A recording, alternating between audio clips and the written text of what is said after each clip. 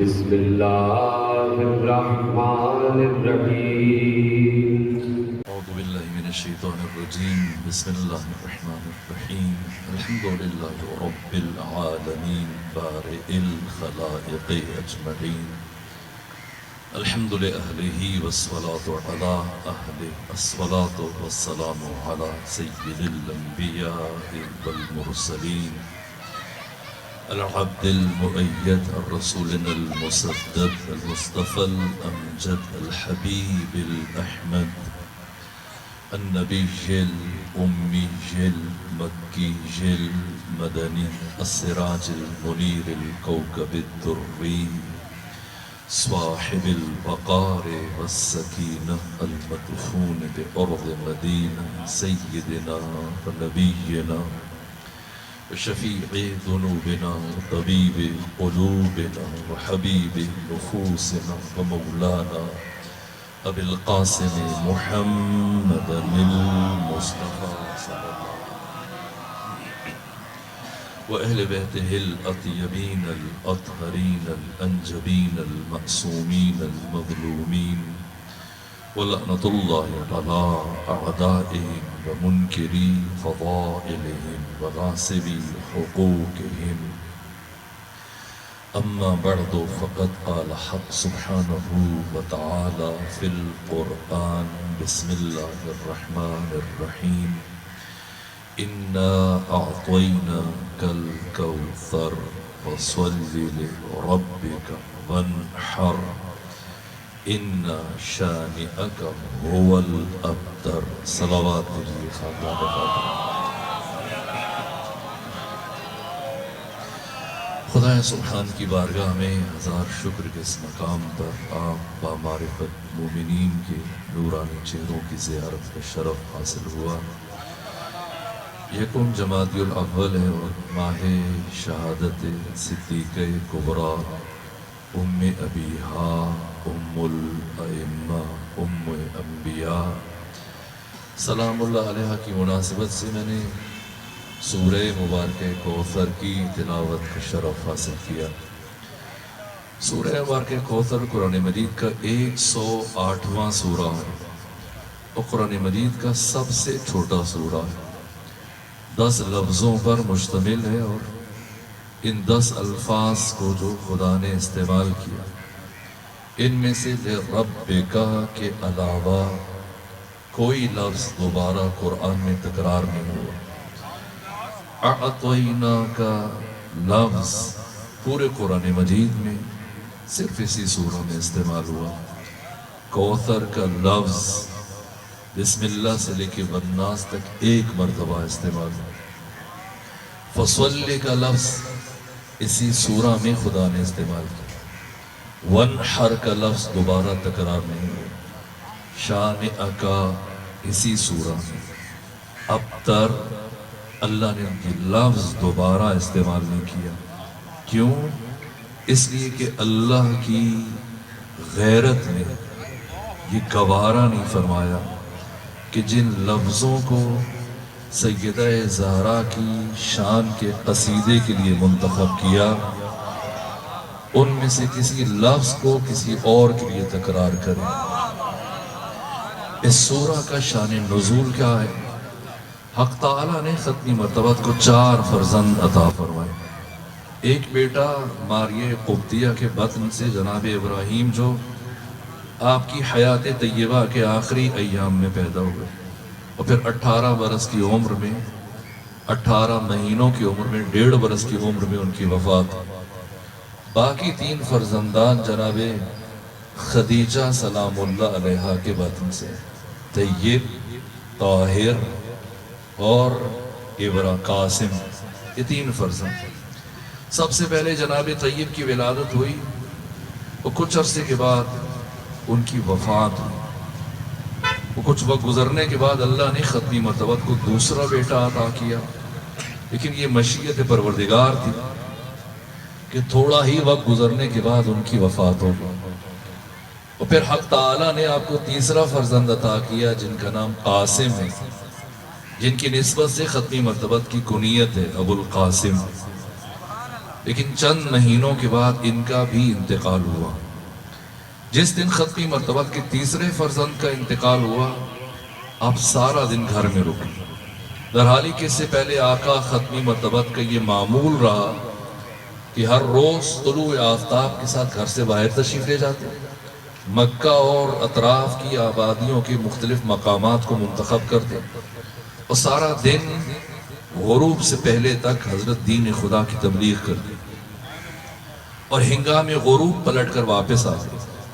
لیکن آج چند سالوں کے بعد پہلی مرتبہ آقا سارا دن گھر میں گزارا، دکھی ہیں، رنجور ہیں، سوگوار ہیں، عزادار ہیں، غمخوار ہیں۔ ہم تھوڑے تھوڑے وقفے کے بعد تیسرے فرزند کی وفات ہو رہی ہے، بالخصوص اپنی وفادار زوجہ جناب خدیجہ کی تسلی کے لیے، تشفی کے لیے، اطمینان خاطر کی، ان کی دلجوئی کے لیے، ان کی اشکشوئی کے لیے گھر پر رک گئے۔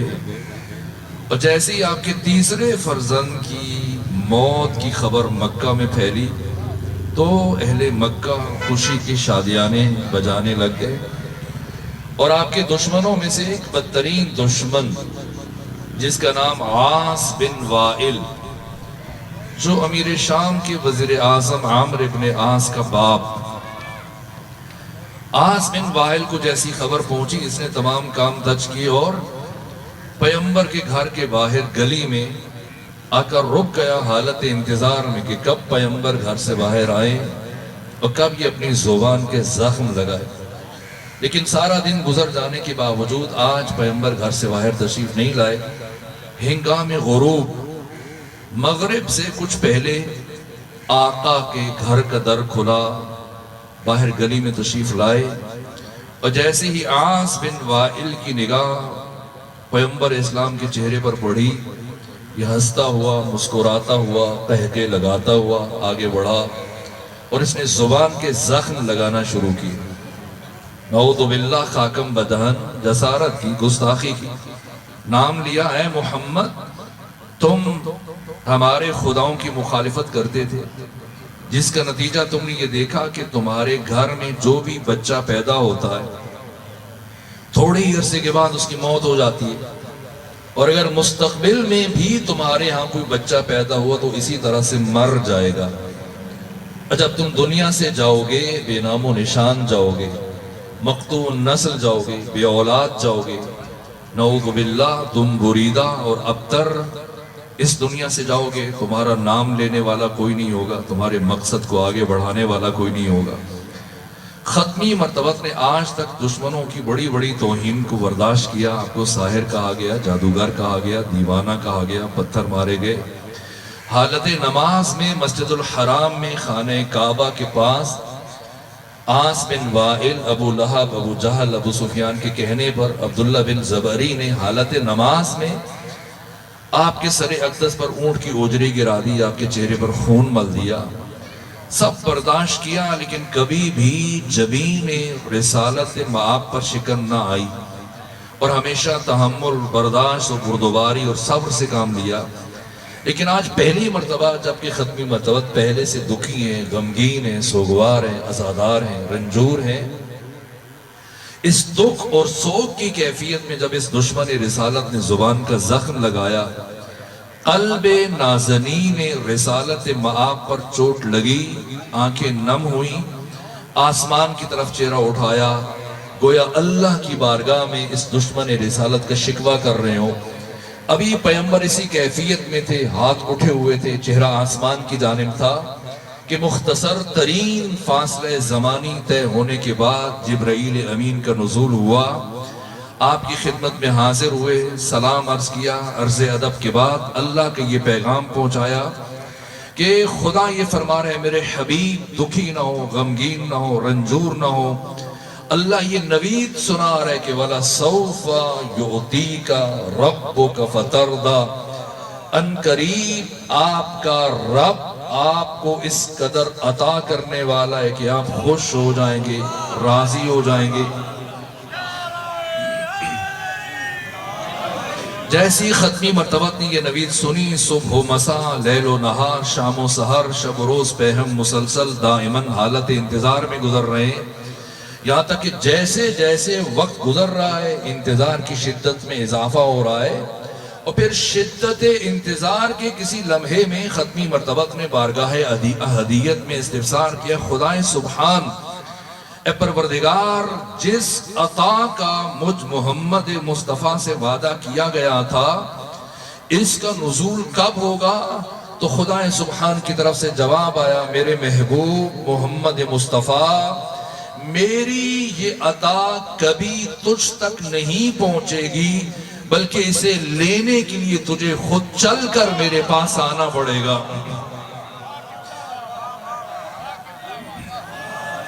گویا دوسرے لفظوں میں پروردگار یہ فرما رہا ہے، میرے حبیب، یہ قرآن مجید کی آیتیں نہیں جو آپ کا تعاقب کریں کہ آپ سفر میں ہو تو سفر میں نازل ہو جائیں، حضر میں ہو تو حضر میں نازل ہو جائیں، دیس میں ہو تو دیس میں اتریں، اور پردیس میں ہو تو پردیس میں نازل ہو جائیں۔ نہ، میری اس عطا کا حامل بننے کے لیے آپ کو خود چل کر میرے پاس آنا پڑے گا۔ آخر راز معراج کیا ہے؟ فلسفہ معراج کیا ہے؟ کون بتائے؟ کوئی فقیہ، کوئی مجتہد، کوئی مورخ، کوئی محدث، کوئی دانشور، کون بتائے؟ کیوں بلایا؟ یا کسی شاعر اور ادیب سے پوچھیں جو کہتے ہیں کہ ایک شب عرش پہ محبوب کو بلوا ہی لیا، یہ غم ہجر خدا سے بھی اٹھایا نہ گیا۔ نہ، خدا کیا تو ہجر و فراق کا تصور نہیں ہے، خدا کیا کیفیتیں نہیں ہیں، خدا کیا احساسات نہیں ہیں، جذبات نہیں ہیں، عواطف نہیں ہیں۔ اللہ سبحان ہے، احساسات و جذبات و عواطف سے ماورا، احساسات سے بالاتر، خدا حکیم، خالق عقل۔ اللہ کیا قرب و بعد کا تصور نہیں ہے، دوری اور نزدیکی کا تصور نہیں ہے۔ پھر کیوں بلایا شب معراج اس انتہائی بلندی پر امام الانبیاء سید الرسل کو، جس کے بعد پھر کوئی بھی بلندی لائق تصور نہیں۔ خود سیدہ زہرا نے راز معراج سے پردہ اٹھایا۔ راز معراج کیا ہے؟ اور فلسفہ معراج کیا ہے؟ دو امانتیں خدا نے منتقل کی ختمی مرتبت کو۔ ایک فرمایا ثم دنا فتدلی فکان قاب قوسین، کہ شب معراج پھر حبیب اپنے محبوب کے قریب ہوئے اور قریب ہوئے، فتدلی، اور کتنے قریب ہوئے؟ فکان قاب قوسین، قوس تیر ایک کمان، اور قوسین دو کمانے، اتنے قریب ہوئے فکان قاب قوسین کہ دو کمانے نہ، قرآن اور آگے بڑھا، فرمایا او ادنا، یا اس سے بھی کم فاصلہ رہ گیا خدا اور مصطفیٰ کے درمیان۔ کتنا کم؟ یا خدا جانتا ہے، یا مصطفیٰ جانتا ہے، یا وہ علی جانتا ہے جس کے لہجے میں خدا اپنے مصطفیٰ سے گفتگو کر رہا ہے۔ ثم یا رسول ثم دنا فتدلی فکان قاب قوسین او ادنا، تو اتنے قریب پہنچ کر کیا فرمایا؟ فَأَوْحَا إِلَىٰ عَبْدِهِ مَا أَوْحَا، تو اپنے عبد پر وحی کی جو جبرائیل کو بھی نہیں پتا، اس لیے کہ جبرائیل تو آسمان چہاروں پر رک گئے، بیت المعمور پر وہ ختمی مرتبت نے فرمایا آگے آؤ، تو کہا لو دنوت انبلتن لاحترقت، ایک پورا برابر آگے بڑھوں تو میرے پر جل جائے۔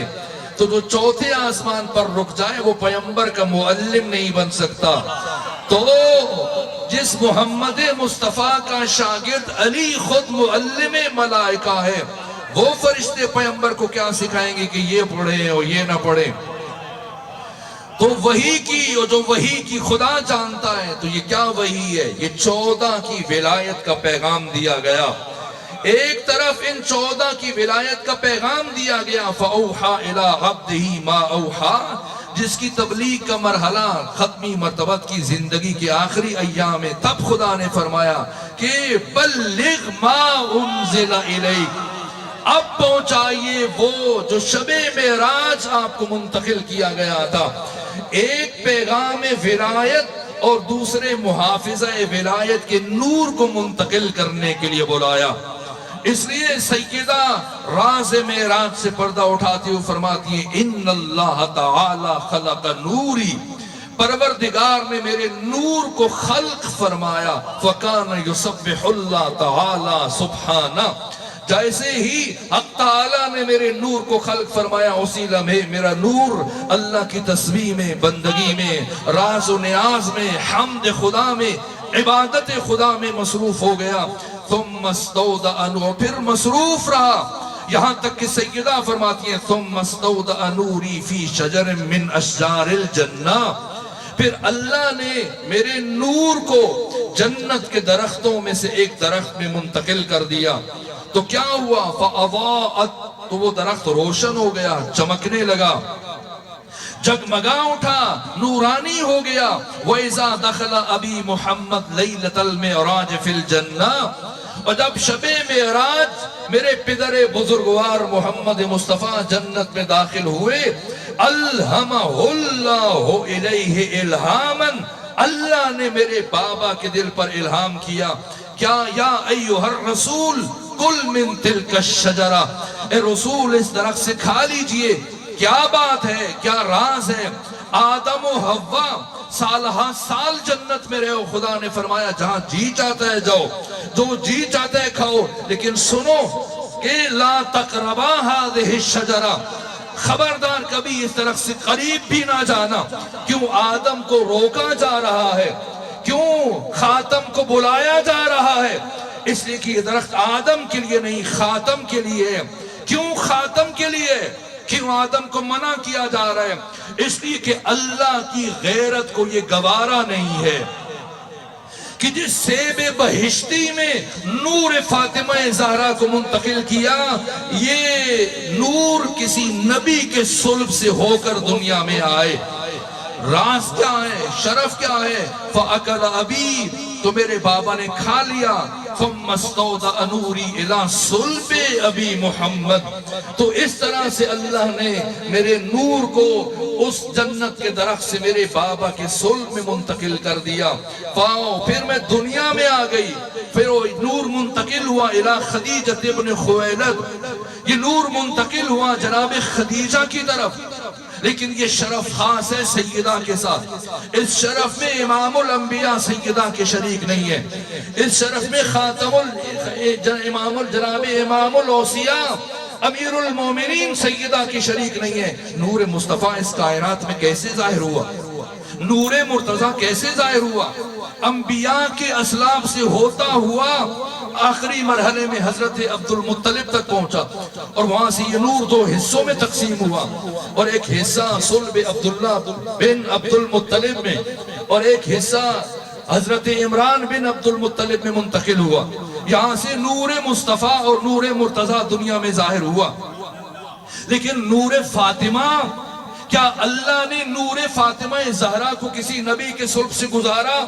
نہ، براہ راست اپنے قرب سے اس درخت میں منتقل کیا، اور وہاں پیغمبر کو بلایا۔ اللہ جبرائیل کو بھی تو بلا سکتا تھا، جبرائیل کے ذریعے یہ سیب بہشتی بھیج سکتا تھا۔ جنت کے کھانے کون لے کے آئے؟ جبرائیل۔ جنت سے لباس کون لے کے آئے؟ جبرائیل۔ جنگ احد میں جب علی کی تلوار ٹوٹی، ذوالفقار کون لے کے آئے؟ جبرائیل۔ تو وہ سیب بہشتی جس میں اللہ نے نور فاطمہ زہرا کو منتقل کیا، تو یہ سیب بہشتی بھی خدا جبرائیل کے ذریعے سے بھیج دے، لیکن اللہ کی غیرت نے یہ گوارا نہ فرمایا کہ جس سیب بہشتی میں نور فاطمہ کو منتقل کیا، اسے کسی معصوم فرشتے کا ہاتھ لگ جائے۔ پیغمبر کو بلایا، اور سیدہ فرماتی ہیں فَأَكَلَ أَبِي، میرے بابا نے کھا لیا۔ تو یوں میرا نور میرے بابا کے صلب میں منتقل ہوا، اور وہاں سے الی خدیجہ ابن خویلد سلام اللہ علیہا میرا نور جناب خدیجہ کی طرف منتقل ہوا۔ فوضعتنی، میں دنیا میں آ گئی، لیکن میں کون ہوں؟ انا من ذالک النور، میں وہی نور ہوں۔ اعلم بما کانا وما یکون وما هو کائن الی یوم القیامہ، جو سب جانتا ہے، جو ہوتا رہا ہے، جو ہو رہا ہے، جو قیامت تک واقع ہوگا۔ نور فاطمہ سب سے باخبر ہے، سب سے باخبر ہے. یہی وجہ ہے یہ حقیقت ہمیں سمجھانے کے لیے ایک مرتبہ مولا متقیان جب اپنے بیت الشرف میں داخل ہوئے، سیدہ کو سلام کیا اور سلام کرنے کے بعد فرمایا اے فاطمہ میرا جی چاہتا ہے آپ میرے قریب بیٹھیں اور میں آپ کو اس کائنات کے اسرار، رموز، علوم، معارف بتاؤں. یہ سنا سیدہ اپنے مقام سے اٹھی، چلتی ہوئی آگے بڑھی اور قریب پہنچ کے کہنے لگی اے امیر المومنین، آپ میرے شوہر ہیں، میرے امام ہیں، ولی خدا ہیں، مفترض الطاعہ ہیں. آپ کی اطاعت کو اللہ نے فاطمہ پر واجب قرار دیا ہے. اگر آپ مجھے سنائیں گی تو میں سننے کے لیے تیار ہوں، لیکن علی اگر آپ مجھے اجازت دیں تو جو آپ فاطمہ کو سنانا چاہتے ہیں فاطمہ آپ کو سنا دیتی.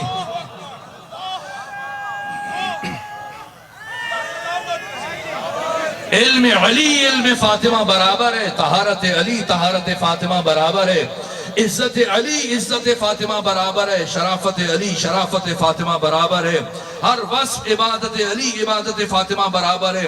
اس لیے امام صادق فرماتے کہ اگر روح زمین پر میرے جد بزرگوار علی ابن ابی طالب نہ ہوتے تو آدم سے لے کے عیسیٰ تک کوئی نبی بھی میری جدہ طاہرہ صدیقہ کبریٰ کا ہم کف ہم سر اور برابر نہ ہو سکتا. اور علی سارے فضائل لے کر سیدہ سے افضل نہیں ہے، برابری کی منزل پر ہے، برابری کی منزل پر ہے. علم علی علم فاطمہ برابر، طہارت علی طہارت فاطمہ برابر، شجاعت علی شجاعت فاطمہ برابر، طہارت علی طہارت فاطمہ برابر. کیسے برابری ممکن ہے؟ عبادت علی عبادت فاطمہ برابر. وہ علی جو ہر رات 1000 رکعت نماز ادا کرتے ہوں، کون ہے جو برابری کر سکے؟ عام خاتون عبادت میں مرد کی برابری نہیں کر سکتی. آپ جانتے ہیں کہ ہر خاتون مہینے کے کچھ دن نماز نہیں پڑھ سکتی ہے، روزہ نہیں رکھ سکتی ہے، تو علی جیسی ذات کی عبادت میں کون برابری کرے؟ اب پتہ چلا کہ کیوں اللہ نے فاطمہ زہرا کو بطول بنا کر بھیجا. اور کس کس نے سیدہ کے بطول ہونے کا اعتراف کیا؟ یہاں تک کہ ام المومنین عائشہ، کسی نے ام المومنین عائشہ سے پوچھا کہ یا ام المومنین صفینی بنت محمد، اے ام المومنین عائشہ ہمیں بنت مصطفیٰ سے متعلق کچھ بتائیں. مجھے تعجب ہوتا ہے، پلٹ کر آگے سے ام المومنین یہ نہیں کہا کہ کس کا پوچھ رہے ہو. اگر فاطمہ کے علاوہ پیغمبر کی کوئی دوسری بیٹی ہوتی تو پلٹ کے پوچھتی. جو بات ام المومنین کو نہیں پتا وہ آج کے ملا کو پتا چل گئی کہ وہ گنتی میں اتنی بیٹیاں تھی. اگر سیدہ کے علاوہ کوئی دوسری بیٹی ہوتی تو پوچھتی نہ، جیسی پوچھا بلا فاصلہ سمندر کو کوزے میں سمو دیا. اور کیا خوبصورت جواب دیا ام المومنین نے کہ ما اقول فی حقہا، میں اس فاطمہ سے متعلق کیا کہوں؟ صلت الظہر، جس بی بی نے ظہر کی نماز پڑھی، ثم ولدت الحسن، پھر حسن مجتبیٰ کی ولادت ہوئی، اور کچھ لمحوں کے بعد صلت العصر، یہی بی بی کھڑے ہو کر عصر کی نماز پڑھ رہی تھی. یہ طہارت فاطمہ ہے، یہ عزت فاطمہ ہے.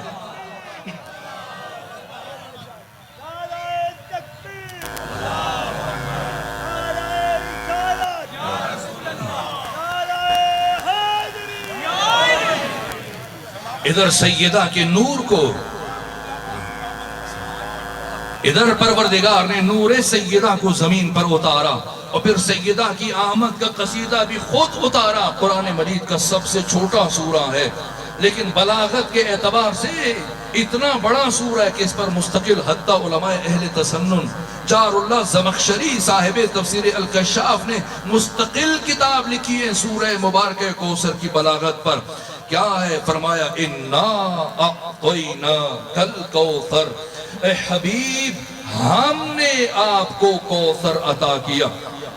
اللہ تو وحدہ لا شریک ہے، اس کا کوئی شریک نہیں، تو خدا کو کہنا چاہیے تھا انی اعطیتک الکوثر، میں نے آپ کو کوثر عطا کیا. لیکن فرمایا نہ، انا اعطیناک الکوثر، ہم نے خود آپ کو کوثر عطا کیا.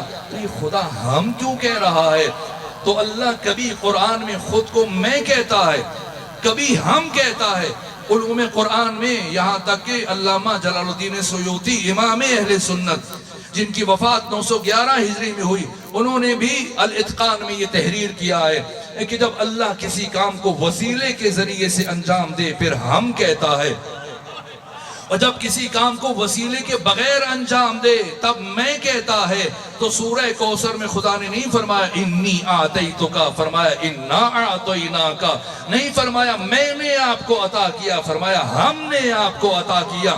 یعنی خدا بتلانا چاہتا ہے کہ عزتوں کے اس قرآن کو، طہارتوں کے اس قرآن کو رحل نبوت و رسالت پر اتارنے کے لیے میں نے کسی ذات کو وسیلہ منتخب کیا۔ تو جب کلام فاطمی کے تناظر میں کوئی نبی وسیلہ بننے کی صلاحیت نہیں رکھتا، انتقال نور فاطمہ کے لیے کوئی ملک اور فرشتہ وسیلہ نہیں بن سکتا تحویل نور فاطمہ کے لیے، تو کسے وسیلہ بنایا؟ تنہا ایک ذات ہے جسے خدا نے وسیلہ منتخب کیا، اور اس ہستی کا نام ہے خدیجہ بنت خویلد سلام اللہ علیہا۔ کیا شرف ہے اور کیا مقام ہے اس بی بی کا؟ راز کیا ہے کہ اللہ نے کیوں اس مخدرہ کو وسیلہ بنایا؟ تفصیلات کے لیے وقت نہیں، بس ایک جملہ عرض کروں، گفتگو کو سمیٹ لوں۔ خدیج اور خدیجہ خود نام سے واضح ہے۔ خدیج کسے کہتے ہو؟ خدیجہ وہ بچہ اور جنین جو اپنی ماں کے بطن میں 4 مہینے 10 دن رہے اور پھر اس کی ولادت ہو جائے۔ اگر بچہ ہے تو خدیج، اور اگر بچی ہے تو خدیجہ نام رکھا جاتا ہے۔ تو جناب خدیجہ کا اسی لیے نام خدیجہ رکھا گیا۔ راز کیا ہے؟ راز یہ ہے کہ 4 مہینے 10 دن گزرنے کے بعد جنین کی خوراک اپنی ماں کے بطن میں بدل جاتی ہے، اور اب وہ شے خوراک بننا شروع ہو جاتی ہے جس کی وجہ سے ایک خاتون مہینے کے کچھ دن نماز نہیں پڑھ سکتی، مہینے کے کچھ دن روزہ نہیں رکھ سکتی۔ تو اس سے پہلے کہ جناب خدیجہ کی خوراک اپنی ماں کے بطن میں بدلتی، پروردگار نے اس بی بی کو دنیا میں بھیج دیا۔ کیوں؟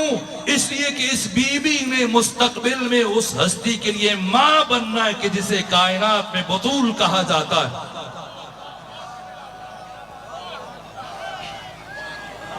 اِنَّا أَعْطَيْنَاكَ الْكَوْثَرَ صلی اللہ اِنَّا أَعْطَيْنَا، ہم نے آپ کو کوثر عطا کیا ہے۔ اور اگر مورخ کو پتا ہوتا تو وہ ایسی باتیں نہ لکھتا۔ سیرت کی کتابوں میں ابن حشام نے لکھا، ابن اسحاق نے لکھا کہ ہم مسلسل مسجد الحرام میں، یہ تمام سیرت نگاروں نے لکھا کہ پیغمبر 40 دن ہم نماز پڑھتے رہے، اور پیغمبر کے پیچھے ایک بچہ نماز پڑھتا تھا جس کا نام علی تھا، اور ایک خاتون نماز پڑھتی رہی جن کا نام خدیجہ تھا، اور ایک بوڑھا ان تینوں کی حفاظت کے لیے ان کے گرد طواف کرتا تھا، اس کا نام ابو طالب عمران تھا کہ کوئی دشمن ان دین کو نقصان پہنچانے میں کامیاب نہ ہو جائے۔ پیغمبر نماز پڑھے، کوئی تعجب کی بات نہیں ہے۔ علی 40 دن مسلسل نماز پڑھیں، کوئی تعجب کی بات نہیں ہے، لیکن ایک خاتون کیسے 40 دن مسلسل نماز پڑھ سکتی ہے؟ خود مورخ نے بھی بتا دیا کہ اللہ نے سیدہ کی ماں کو بطول بنایا۔ صرف فاطمہ بطول نہیں ہے، فاطمہ کی ماں جناب خدیجہ بھی بطول ہے۔ اور خدا نے فرمایا اِنَّا أَعْطَيْنَاكَ الْكَوْثَرَ، اے حبیب ہم نے آپ کو کوثر عطا کیا۔ تعجب ہے، یہی قرآن ہے، کوئی حدیث نہیں ہے۔ جب خود قرآن کی باری آئی، بس میں آخری لفظ عرض کر رہا ہوں، جب قرآن کی باری آئی اور قرآن دینے کی باری آئی تو خدا نے کیا فرمایا؟ کہا کہ ہم نے آپ کو قرآن عطا کیا؟ نہ، فرمایا وَلَقَدْ آتَيْنَاكَ سَبْعًا مِّنَ الْمَثَانِي وَالْقُرْآنَ الْعَظِيمِ، اے حبیب ہم نے آپ کو قرآن عطا کیا؟ نہ، دیا۔ سورہ فاتحہ، سبع مثانی اور قرآن دیا، ایتا۔ اور جب فاطمہ کی نوبت آئی تو فرمایا عطا۔ ایتا کا مطلب حق، عوض، صلہ، بدلہ، جزا۔ وہ قرآن جس کے نزول کو پہاڑ تحمل نہ کر سکے، وہ قرآن کے وَنُنَزِّلُ مِنَ الْقُرْآنِ مَا هُوَ شِفَاءٌ وَرَحْمَةٌ لِّلْمُؤْمِنِينَ، جو شفا ہے، جو رحمت ہے۔ لو انزلنا هذا القرآن على جبل لرأيته خاشعا متصدعا من خشية الله، اگر اللہ اس قرآن کو پہاڑوں پر نازل کرتا، یہ خشیت الہی کی وجہ سے ریزہ ریزہ، ٹکڑے ٹکڑے اور پاش پاش ہونے پر مجبور ہو جاتے۔ یہ قرآن کہ لا یمسہ الا المطہرون، پاک لوگوں کے علاوہ کوئی چھو ہی نہیں سکتا. اتنی عزتوں کا حامل یہ قرآن جو تمام تر علوم اور معارف کا گنجینہ ہے، خزینہ ہے، ماخذ ہے، مصدر ہے، اس کے باوجود جب یہ قرآن دیا تو لفظ عطا استعمال نہیں کیا، ایتا کا لفظ استعمال کیا. یعنی ہم نے آپ کو قرآن دیا، لیکن جب فاطمہ زہرا کو پیغمبر کے ہاں منتقل کرنے کی نوبت آئی تو پھر ایتا کا لفظ استعمال نہیں کیا، یعنی عطا کیا. یعنی عزت فاطمہ عزت قرآن سے کہیں بالا تر ہے. اس لیے جب قرآن نازل ہوتا رہا 6236 آیتیں پیغمبر پر نازل ہوئی. سورہ یاسین ہے، سورہ فاتحہ ہے، کبھی آیتیں کبھی پورا سورہ، تاکہ مورخ سے پوچھیں 23 سالوں میں کبھی پیغمبر ایک مرتبہ اٹھے اور اٹھ کر قرآن وصول کیا ہو. اگر بیٹھے تو بیٹھے بیٹھے قرآن لے لیا، اگر لیٹے تو لیٹے لیٹے قرآن تحویل لے لیا. لیکن 18 سالوں میں یہ تو امام اسماعیل بخاری نے لکھا ہے اور امام مسلم بن حجاج نے لکھا ہے کہ 18 سالوں میں کلما جب بھی فاطمہ آتی تھی تو پیغمبر اٹھ کر کھڑے ہو جاتے تھے، اور صرف کھڑے نہیں ہوتے تھے، فقام الیہا، چلتے ہوئے آگے جاتے تھے. اور تیسرا کام فاطمہ کا ہاتھ اپنے ہاتھ میں لیتے تھے. اور چوتھا کام فاجلسہا فی مجلسہ، فاطمہ کو اپنی مسند پر بٹھاتے تھے. اور علامہ نقن فرماتے ہیں کہ جتنی دیر فاطمہ بیٹھی رہتی تھی پیغمبر کھڑے ہو کر فاطمہ کو دیکھ کر گریہ کرتے رہتے. اور کبھی جب ہاتھ چومتے تھے تو ہاتھ سونگ لیتے تھے. اور ایک مرتبہ سیدہ نے پوچھا آپ میرا ہاتھ کیوں سونگتے ہیں، کیوں استشمام کرتے ہیں؟ فرمایا پیغمبر نے فرمایا کہ میں اسی سیب بہشتی کی خوشبو محسوس کر رہا ہوں. اِنَّا أَعْطَيْنَاكَ الْكَوْثَرَ، ہم نے آپ کو کوثر عطا کیا. فَصَلِّ لِرَبِّكَ وَانْحَرْ، تو اب آپ نماز پڑھیے. یہ کون سی نماز ہے؟ یہ نماز تہجد ہے، یہ نماز شب ہے. تو کیا پیغمبر اس سے پہلے نماز شب نہیں پڑھتے تھے؟ پڑھتے تھے. تو پھر کیوں قرآن فرما رہا ہے کہ آپ پھر نماز پڑھیے؟ ابھی مثلا یہ بچہ بیٹھا یہاں پر اور میں کہوں آپ بیٹھ جائیے تو آپ کہیں گے کہ کیا بات ہو. اسے فلسفے میں کہتے ہیں تحصیل حاصل، کہ ایک کام جو پہلے سے انجام پا رہا ہے، ہو رہا ہے، وقوع پذیر ہے، تو آپ پھر سے اس کا مطالبہ کریں. تو پیغمبر تو ہمیشہ سے نماز شب پڑھتے تھے، تو پھر کبھی نماز شب ترک نہیں کی. تو خدا کیوں فرما رہے کہ آپ نماز پڑھیے؟ وجہ یہ ہے کہ مفسرین اور خمینی بوتچکن جیسے محقق عالم نے یہ لکھا ہے کہ پیغمبر پہلے بھی نماز پڑھتے تھے اور بعد میں بھی نماز شب پڑھتے رہے، لیکن پہلے ختمی مرتبہ تہجد اور نماز شب کو مستحب کی نیت سے پڑھتے تھے، اور سیدہ کے آنے کے بعد پیغمبر نماز شب کو واجب کی نیت سے پڑھتے تھے. کون ہے فاطمہ؟ کون ہے کوثر جو اس دنیا میں جس کا نور جب ظاہر ہوتا ہے تو شکرانے کے طور پر پیغمبر کی نماز تہجد کی نیت کو تبدیل کر دیتا ہے. اِنَّا أَعْطَيْنَاكَ الْكَوْثَرَ فَصَلِّ، اور نماز بھی کافی نہیں، وَانْحَرْ، اونٹ نہر کیجئے، یعنی بڑی قربانی دیجئے. عجیب ہے، یہ قرآن کا 108واں سورہ ہے، اور ایک سورہ چھوڑ کر 110واں سورہ سورہ نصر. خدا کیا فرماتا ہے؟ اِذَا جَاءَ نَصْرُ اللَّهِ، اے حبیب جب آپ تک میری نصرت اور مدد پہنچی، وَالْفَتْحِ، آپ کو فتح حاصل ہوئی، اور وَرَأَيْتَ النَّاسَ، آپ نے دیکھا کہ لوگ يَدْخُلُونَ، مسلسل داخل ہو رہے ہیں، فی دین اللہ، اللہ کے دین میں، افواجا، چوک در چوک، فوج در فوج، ہزاروں کی تعداد میں. آپ کو کامیابی ملی، غلبہ ملا، فتح حاصل ہوئی. ہزاروں لاکھوں دشمن کفر چھوڑ کر، شرک چھوڑ کر کلمہ پڑھ رہے ہیں، مسلمان ہو رہے ہیں. تو کیا کریں؟ فَسَبِّحْ بِحَمْدِ رَبِّكَ، تسبیح پڑھنے کافی ہے، تسبیح پڑھنے کافی ہے. اتنی بڑی کامیابی کہ آپ کو غلبہ حاصل ہوا، آپ کو فتح نصیب ہوئی، ہزاروں دشمن کلمہ پڑھ رہے ہیں، مسلمان ہو رہے ہیں، شرک اور کفر چھوڑ رہے ہیں. تو کیا کریں؟ تسبیح پڑھنے کافی ہے. تو پھر یہ فاطمہ کون ہے جن کے آنے پہ خدا فرما رہا ہے تسبیح کافی نہیں ہے، نماز پڑھیے اور پڑھتے رہیے اور قربانی دیجیے. کیوں؟ اس لیے کہ ہزاروں لاکھوں لوگوں کا کلمہ پڑھ کر مسلمان ہو جانا یہ اتنی بڑی بات نہیں ہے جتنا سیدہ کے نور کا زمین پر آ جانا. اس لیے کہ لوگوں کا مسلمان ہو جانا بڑی بات ہے، لیکن اگر اسلام قیامت تک باقی ہے تو صرف فاطمہ زہرا کی وجہ سے. ورنہ اگر فاطمہ کو خدا نہ بھیجے اس کائنات میں تو عصمت و داوری نبود اگر نبود فاطمہ. نہ عصمت ہوتی نہ عدالت ہوتی، جنت و کوثری نبود اگر نبود فاطمہ، نہ جنت ہوتی نہ کوثر ہوتی، ہیچ پیمبری نبود اگر نبود فاطمہ، خدا کوئی نبی نہ بھیجتا اگر نور فاطمہ کو نہ بھیجنا ہوتا، احمد و حیدری نبود اگر نبود فاطمہ، کیوں انچے کی آفرید حق بودے برائے فاطمہ، جو خدا نے خلق کیا فاطمہ کے لیے، یہ فاطمہ ہیں جنہوں نے 1,24,000 نبیوں کی محنتوں کو بچایا، اور نظام ولایت کے جو خلاصہ ہے اور اعلان ولایت جو غدیر میں ہوا ہے، جس پر ختمی مرتبت کی ساری رسالت موقوف ہے، خدا تحدید آمیز لہجے میں فرما رہے وَإِن لَمْ تَفْعَلْ، اگر یہ ایک کام نہ کیا فَمَا بَلَّغْتَ رِسَالَتَ، آپ نے اپنی رسالت کا کوئی بھی کام انجام نہ دیا، وہ ایک کام پیغام ولایت اور ولایت کا اعلان اگر پیغمبر نہ کریں تو گویا وہ نبی نہیں ہے، یہ قرآن ہے، کوئی حدیث نہیں ہے، تو اب انبیاء کی محنتوں کو بچانے کے لیے اور یہ نظام ولایت کی جو تمام تر نبیوں کی محنتوں کا اسارہ اور نچوڑ ہے، اس کی بقا منحصر ہے سیدہ کی ذات میں۔ اگر سیدہ زہرا کے اس کائنات میں بی بی کو بھیجے بغیر نظام ولایت عظمیٰ بچ سکتا تو میں اللہ کی قسم کھا کے کہتا ہوں کہ اللہ کبھی بھی اپنے سب سے بڑے راز کو عیاں نہ فرماتا۔ لیکن جب ہر طرف سکوت تھا اور سناٹا تھا، جب مہاجرین خاموش ہیں اور جب بنو امیہ کو خرید لیا گیا اور جب انصار قریش کی وقتی منطق کے آگے سرنگوں ہو گئے اور خاموش ہو گئے، تو اس سکوت اور سناٹے میں 1,24,000 نبیوں کی محنت ضائع ہونے کا خدشہ ہے۔ اس دن کے لیے اللہ نے اپنے سب سے بڑے راز کو عیاں فرمایا، اور حزب حاکم کے وہم و گمان میں بھی نہیں تھا کہ کبھی سیدہ اپنے گھر سے باہر آ سکتی ہے۔ سب کو اندازہ ہے کہ سیدہ کا مزاج کیا ہے۔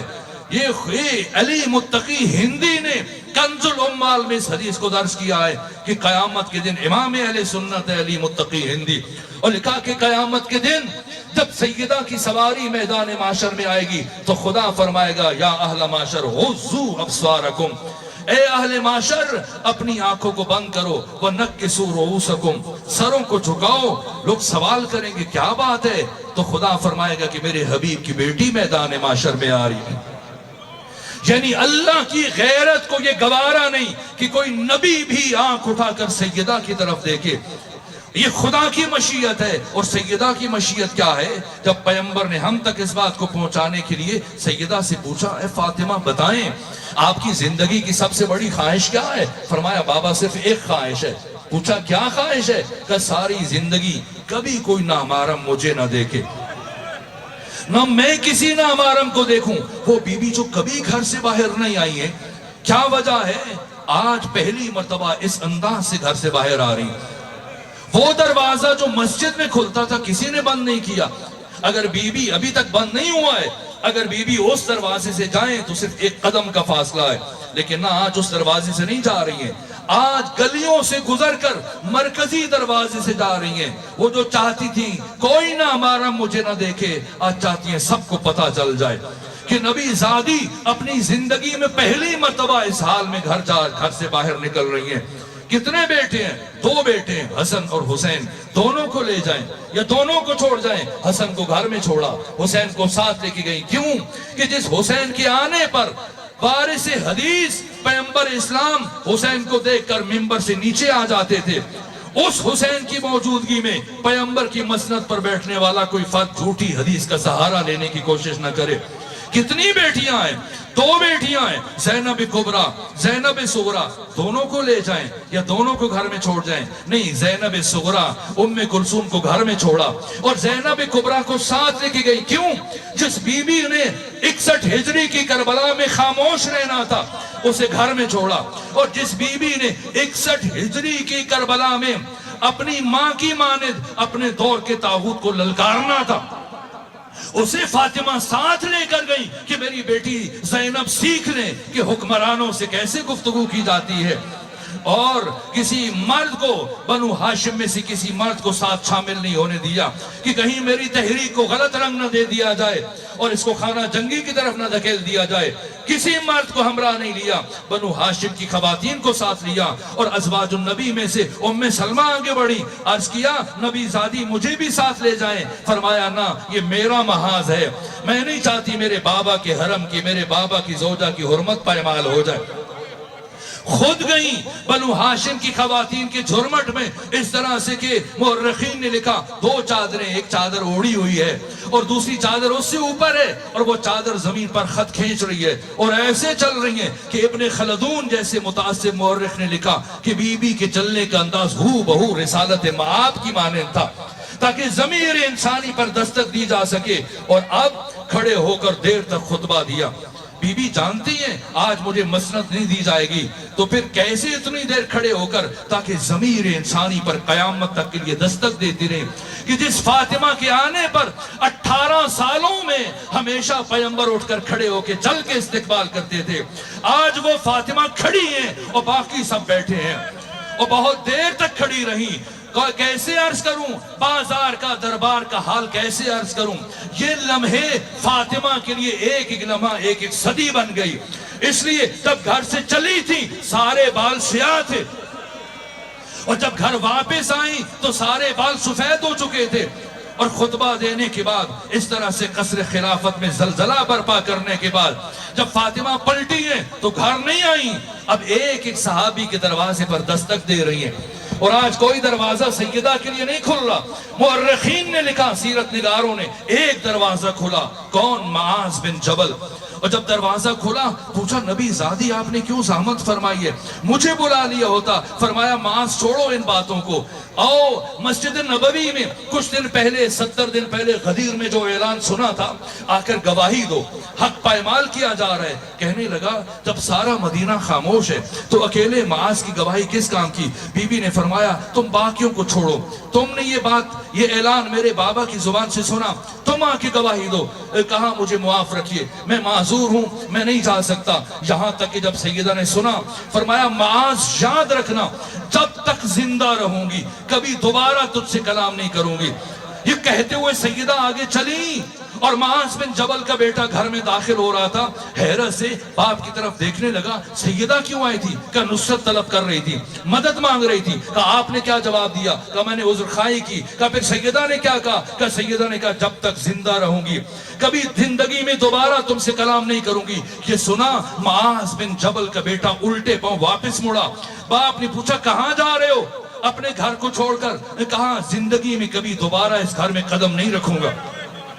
کہ کیوں قدم نہیں رکھو گے؟ یہ تمہارا گھر ہے, میں تمہارا باپ ہوں. کہ نہ, بے شک تم میرے باپ ہو, لیکن میں نے پیغمبر کی زبان سے سنا تھا اللہ کی رضا فاطمہ کی رضا میں ہے, اللہ کا غضب فاطمہ کے غضب میں ہے. جس سے فاطمہ راضی ہے اس سے خدا راضی ہے, جس سے فاطمہ ناراض چلی گئی اس سے کبھی خدا راضی نہیں ہو سکتا. میں اس گھر میں کبھی داخل نہیں ہو سکتا جس گھر سے نبی زادی ناراض ہو کے چلی جائیں.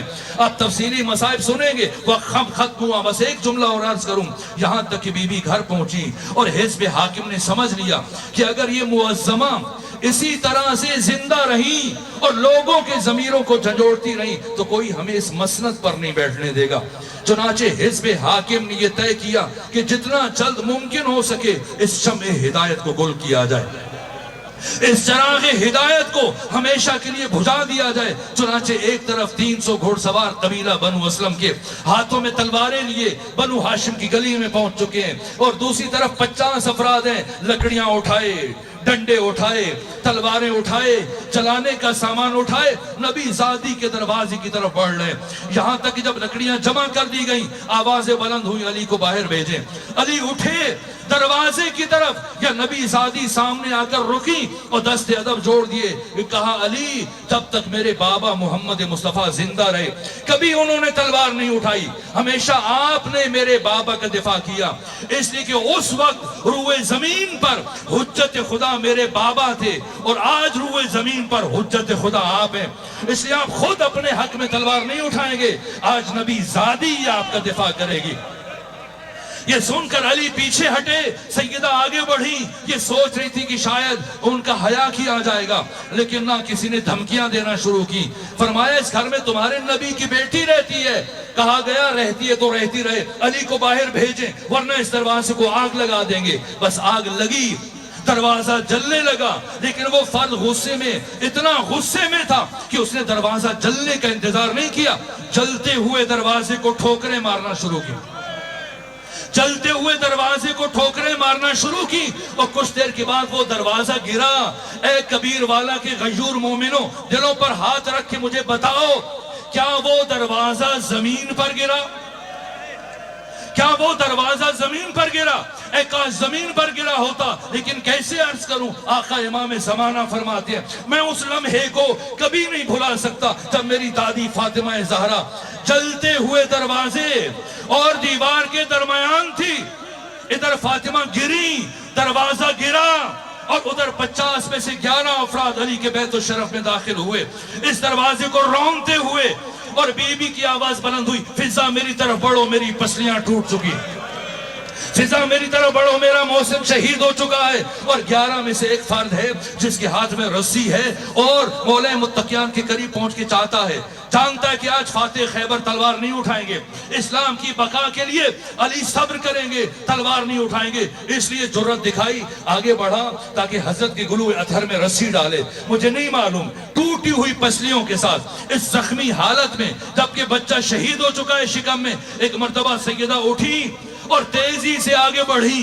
فضا کا سہارا لے کر اس شخص اور علی کے درمیان حائل ہوئی، اور فرمانے لگی میری زندگی میں تو کبھی علی تک نہیں پہنچے، میری زندگی میں تو کبھی علی تک نہیں پہنچ پائے گا۔ اس شخص نے کہا نبی زادی درمیان سے ہٹ جا ورنہ وہ کروں گا کہ تو ہٹنے پر مجبور ہو جائے گی۔ نبی زادی نے فرمایا میں قیامت تک نہیں ہٹوں گی علی کے سامنے سے، علی کا ساتھ دوں گی، مجھے معاف کیجئے گا۔ لیکن صاحب مفاتیح الجنان شیخ عباس قمی نے اپنے مقتل بیت الاحزان میں لکھا، ایک مرتبہ اس شخص نے اپنا ہاتھ فضا میں بلند کیا اور پھر پوری طاقت سے ایک ایسا تماچا نبی زادی کے رخسار پر مارا کہ نبی زادی زمین پر گری۔